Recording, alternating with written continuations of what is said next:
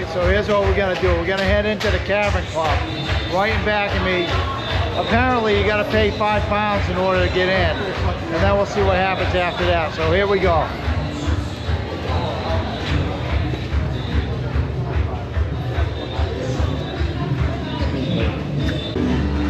The Cavern Club. So we're headed down. Now this is a replicate of the original. But a lot of music pouring out of here already.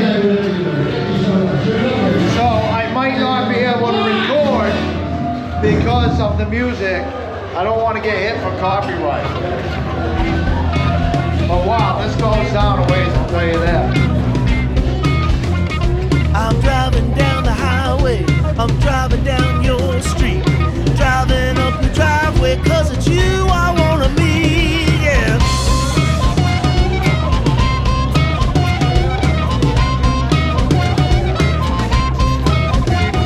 I saw you once in Boston, I saw you in the hall, I saw you in the marketplace, was then I tried to call, yeah.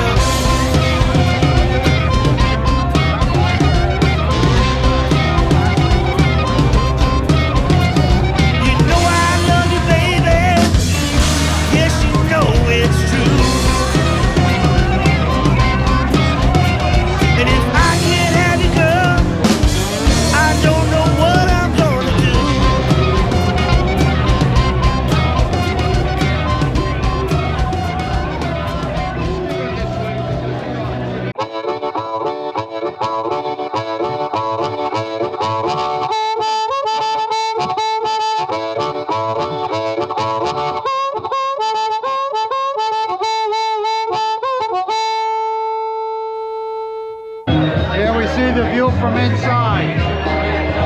Pretty cool. This is a room. Very tight up here for a full band, I'll tell you that. I called you in the night. I called you once at dinner time. Gave you such a fright. Yeah.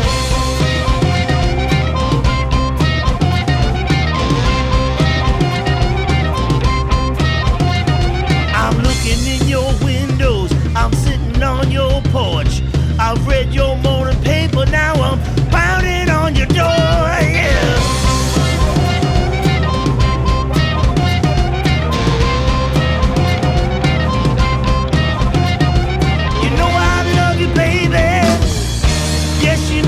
It's true.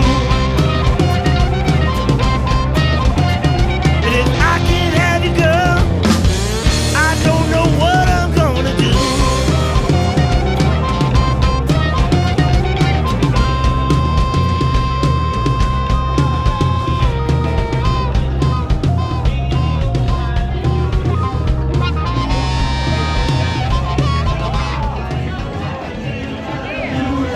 If you're in the Cavern Club, you gotta have a Cavern Club lager. Alright, here we are in the Cavern Club with a Cavern Club lager on the Chippers Island Beatlemania course.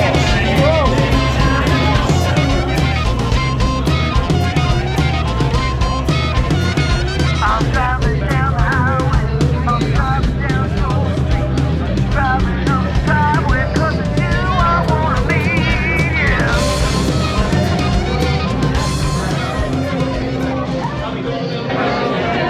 This is Chipper from Massachusetts. Round of applause, ladies and gents.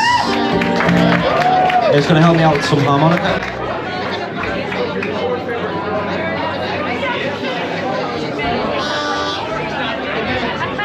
Alright, this has been a dream of mine since I was a little kid. Back in the early 60s when I first heard the Beatles banging on pots and pans in my kitchen.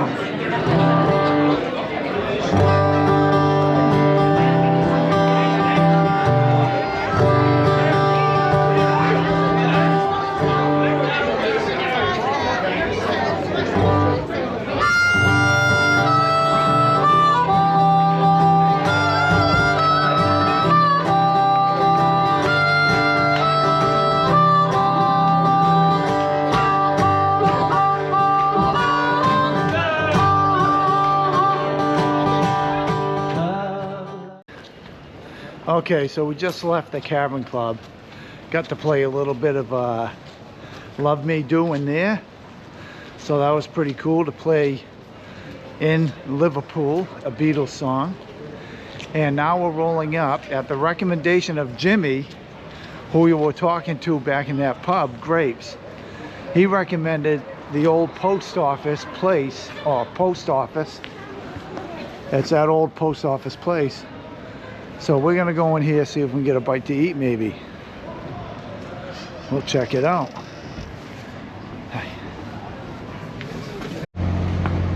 All right, so hey, good morning from Liverpool, England. And today we are gonna go on a Fab 4 taxi tour. And the guy is already here as we step out of our Airbnb. Got a little traffic going by, so we can't cross the street.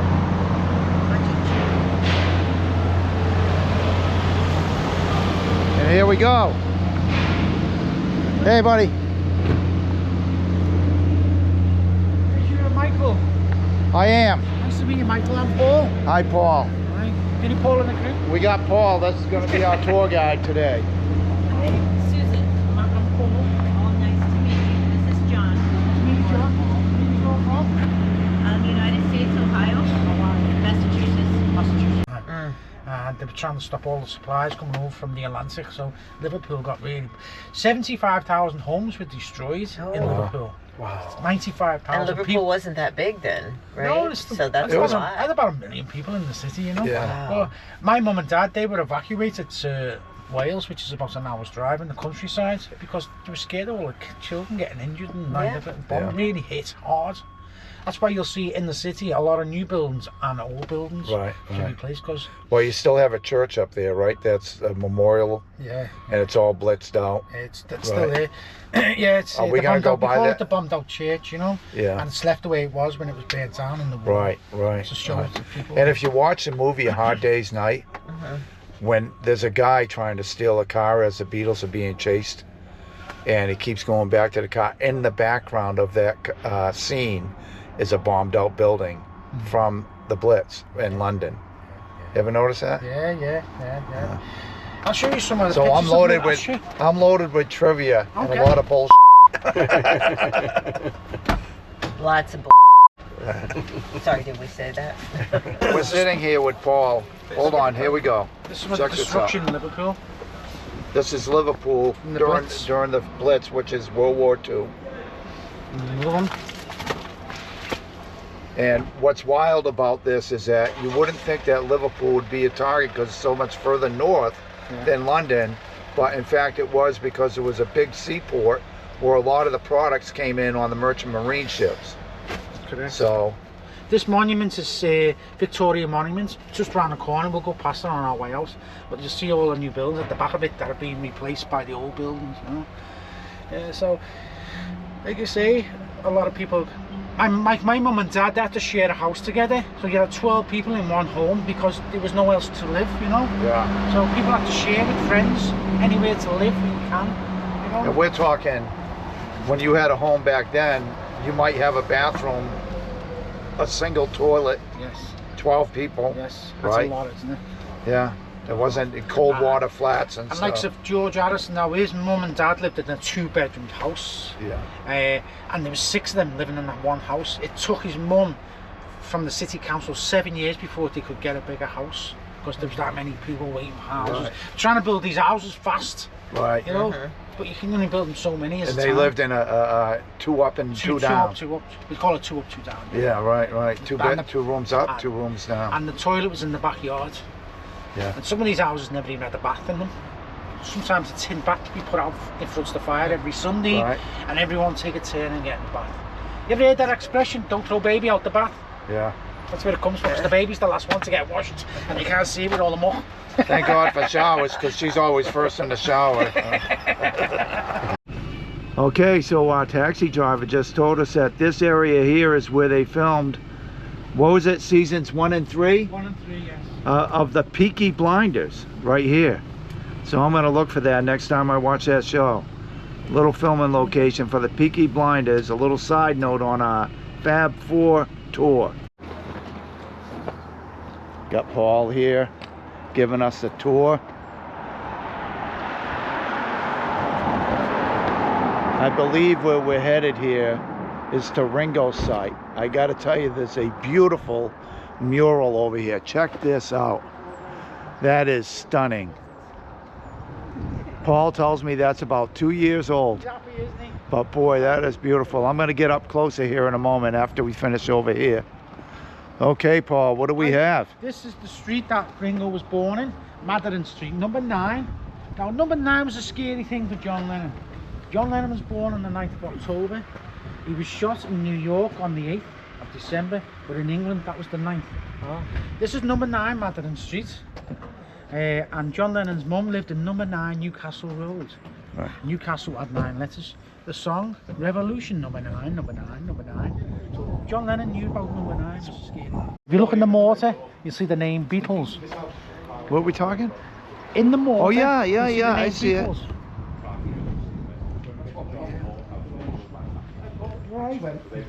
So what he's saying that in the mortar, you can see the B-E-A-T-L-E-S right through the mortar. Because this is Ringo's first house before he moved to where we're gonna go over to.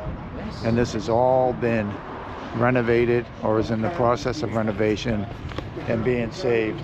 And Paul tells us that even Ringo came here and made a little statement, but he also said he doesn't get the big deal about why this is so important, because he was only there till he was 4 years old, and then he ended up, his mother swapped houses with another lady with the permission of the city council and was able to move to another house. Okay, so I stand corrected. Where the Beatles in the mortar was not his house. This was his house across the street. Number 9. And it's number 9, which is a number that figured prominently with John Lennon. And here you have Ringo's house, and his bedroom was right here, of which if he looked out the window today, he could see the Beatles in mortar. There's a nice picture of Ringo. Yeah. And this is the bar his mum worked in, the Empress. Now, when we went into lockdown, a lot of the bars all closed down. And when we opened back up again, this never opened up. The guys turned into an Airbnb. At the bottom here is a barber shop now.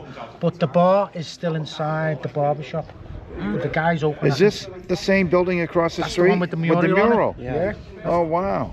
And that's the album cover for the album Sentimental that's Journey. Sentimental Journey with all the songs that his mum loved. And a lot of famous people have put this album together, like Quincy Jones, George Martin, Paul McCartney, and even a guy called Morris Gibb from the Bee Gees. Oh yeah. It come out in 1970, the album. Right. Look at this beautiful mural. Isn't that awesome? This is the original cover. Well, this is the building from the cover, the album Sentimental Journey, which Ringo released around 1970. Beautiful mural. See if I can get a better angle over here. Unbelievable. And then across the street, there's another mural. And what it is this was a pub that Ringo's mother worked in, and they lived right across the street at first, and then she lived down behind the building where we're gonna go down. Actually, No. you can see the people heading down the street here. So Ringo grew up down here. Initially, he lived across the street up until he was age 4, and then they swapped houses, moved over here. And like I said, this was a pub. His mother worked here, and then Ringo made it his album cover. And you can see the wording for it up here. This building appeared on the sleeve of Ringo's first solo album, Sentimental Journey.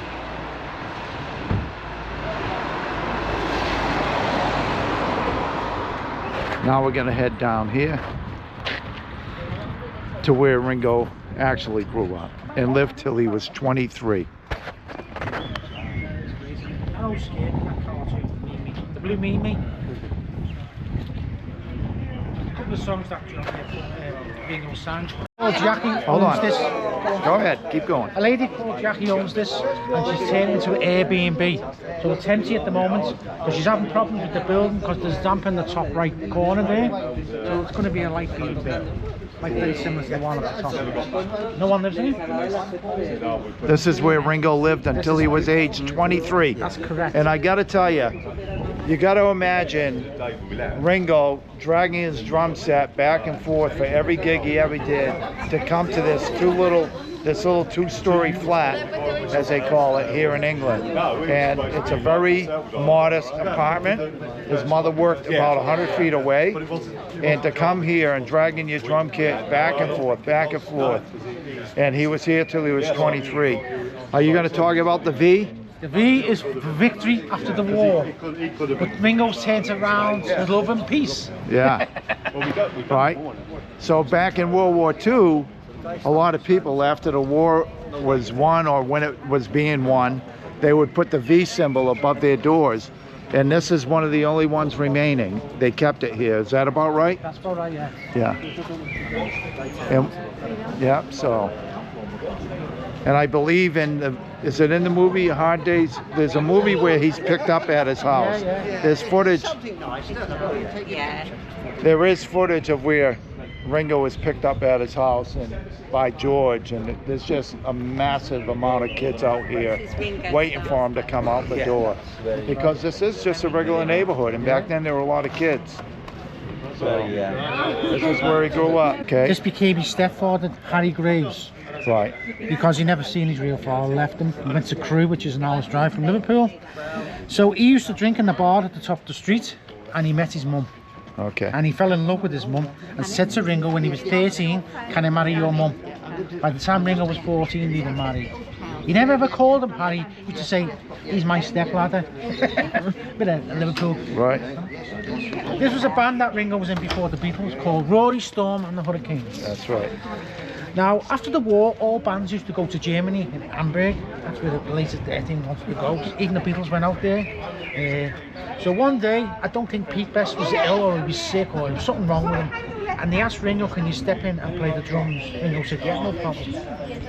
So Pete Best, there's a big story about Pete Best that he was too good looking for the band because he was a good looking guy and he wouldn't change his hairstyle. And the other reason, he wasn't a very good drummer. That's the real reason. Yeah. He'd been with the Beatles for 2 years, Pete Best, and he had the opportunity to go to London to do a recording with George Martin. I think it was George Martin. So as they're recording the music, George Martin said, "Stop." He went, "What's up?" He said, this drummer, Pete Best, he's a live drummer. He said, "I need a studio or a sessions drummer that can keep up with the timing." So the Beatles had this guy in mind because they wanted to get serious with their music. He was the best drummer in Liverpool, Ringo. So they approached Ringo and said to him, "How much are you getting paid in this band?" And he said, £20 a week. The Beatles said, "We'll pay you £25. That's how he joined it. But Ringo said, "I see more potential with the Beatles than Rory Storm." He was ready to leave anyway. That's how he gets in. I just want to show how close the mural building is where Ringo's mother worked, and where she lived was right there in the white building. That's how close. What is that? 200 feet to walk to work. And that was a pub back in the day, as I said. And a bus just pulled up. Roll up for the Magical Mystery Tour. Okay, so now we're back in the Fab 4 taxi, heading over to Penny Lane. And the taxi driver, Paul, has the Beatles song Penny Lane playing on his radio up front. And so we make our way over to this suburb of Liverpool. One on the wall. Yeah, Paul's saying that the Penny Lane sign has been stolen over 200 times. So that's why it's Stealing them. Oh, look at that. We have a photo of the girl stealing it. Huh. So they decided And to this is plaster the one on the present wall sign. and get Paul to sign it. Watch yourselves now. Coming through. There we go. Take 3. Take 3. Now I'll show you the street when James Corden came to with Paul. I'll show you the street here. What year did Penny Lane come out, you were saying? 67. It came out on a 67. single. That's right. There it is with James Corden in the street. There's the railings behind me. Oh yeah. Right. This came out in 2018. This is the quiet end of Penny Lane. And here you have Because the Paul street at signing the the top is what sign. he's talking about. This was his bus ride to school. And on that bus ride, the same guy would get on the bus was George Harrison, because they were both in the same school, same uniform, and a guitar each. So they'd start talking when they were quite young, you know. Right. George was only about 14, wasn't he? 13, 14. Yeah. This is what they're talking about. This is what Paul's talking about in the song. Up the top of the street is the bus shelter Yeah. with the bank. The bank is stand outside in the pouring rain outside. Right. And this is where the barber shop is. This is the fire station. It's a bit further up the street. The clean machine. Yeah. He talks about the guy's got an hourglass in his hand. He's got 1 hour to clean the fire truck, the clean machine. And he has a portrait of the Queen in his pocket. It's either a £5 note or a £10 note. But the Queen's picture is on that money. This is the pretty near selling poppies on the tray inside the bus shelter. So what it is, Paul's going past this on the bus, going to school. John Lennon was doing a movie called How I Won the War, and he's writing a song called Strawberry Fields. Paul says to John, what's the song about, John? He said, well, the song's about where I grew up as a little boy, so I want to make a song about that. Paul said, that's a great idea. I'll do one at Penny Lane, where I used to go to school on the bus. Wow. So let's go over and see the Okay. Penny Lane sign. Here's the famous sign. There, if you want to see where he's signing it, he's just there, like, Oh yeah, you can barely see it now. barely feel it, you know. Paul McCartney signing it.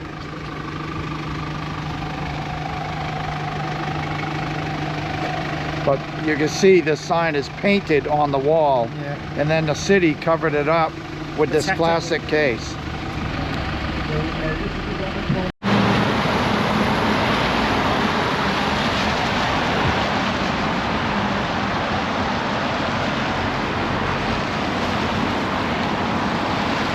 So here we are right in the middle of Penny Lane with the roundabout where the nurse was selling poppies. Feeling as if she's in a play, she is anyway. That's because that nurse was a friend of the Beatles, and she was an actress. And she did work in theater, so they did a little double on that in the lyrics. But here we have the roundabout with the shelter in the middle of it. Got a statue here of John Lennon with his Imagine in Peace. Very busy intersection here. And right up the street will be the barber shop, I believe. Barbershop up there with that people. Oh, barber shop's up That's the here. bank there, which is the Penny Lane Surgery. Okay. That's where the bank will be. Standing in the pouring You rain. just go right down the lyrics of the song Penny Lane. The banker never wears a Mac in the pouring rain. And you have the barber shop right next door. And the firehouse is to the right, behind John Lennon down. But that firehouse is now closed. So we'll see all that in a minute. So in back of me and John is the St. Barnabas Church, and that's where Paul McCartney and his brother used to sing in a choir when they were kids. Pretty neat. And here it is, a little bit of light rain falling, but everything about this place starts making you think of Beatles songs, because right now in front of me you want to sing Here Comes the Sun, because the sun is starting to shine down a little bit. It's one of those days where we have a lot of the English rain, trying to get you tan in the English rain, and then we have Here Comes the Sun, and then we have the roundabout with the shelter in the middle of it. Pretty cool standing here in Penny Lane. This is where the Penny Lane barbershop was. Now, guys, took it over, and he's going to turn it into a bar. He's going to get turned into a bar. So this is the actual site of the Penny Lane barbershop, which recently closed. Some guy bought it, and now he's renovating it, and he's going to make it a pub. And I believe this is where James Corden went as well. What's that? Is this where James Corden went with Paul Yeah, he went McCartney? in, and Paul got a free haircut. Right. So this is also And this is also where James Corden took Paul McCartney, obviously because it is the original site. And they went in there and surprised the barbers by Paul McCartney's presence of showing up all of a sudden. So no longer in use. It's now closed down. And here you can see the St. Barnabas Church in the background and the other side of the roundabout shelter. Okay, Mike. Okay, Paul, what do you have? This lady here, this is where the Beatles got their hairstyle from. This lady lived in Hamburg. John Lennon had a very close friend called Stuart Sutcliffe. Now he used to follow the Beatles over to Hamburg, and he met this lady and he fell in love with her. So he stayed in Hamburg. So every time the Beatles would go over to Hamburg, the first thing John would say was, "Where's Stuart?" And he said, sorry John, Stuart died. Stuart was only 21 when he died. He had a fight in an alleyway and he got a kick in the head. He ended up with a brain tumour and killed him off. So this was a big sad thing for John because that was his close friend. But that's where the Beatles got the hairstyle, and this Barbara carried the hairstyle on for them. So she called it the Beatle Cut. So right next to the barber shop, just a few places down, is the bank. And this was also sung about in the song Penny Lane, where the banker never wears a Mac in the pouring rain. Very strange. So we're gonna walk down to it, check it out.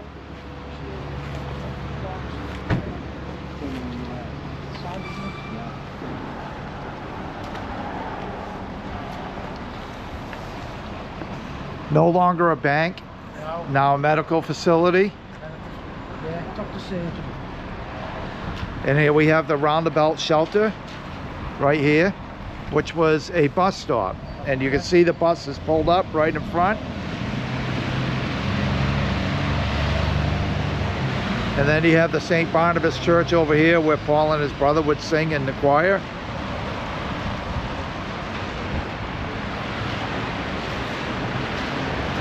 All right, Paul, what do we have? This is where the bank is, standing outside in the pouring rain without a Mac on. Yeah. How very strange. But he didn't need to wear a Mac, Mike, because the car was there. And all he's got to do is from there to there. Interesting. Yeah. Yeah. It just makes it better for the song. The It lyrics does. of the song sound better. And what is a Mac?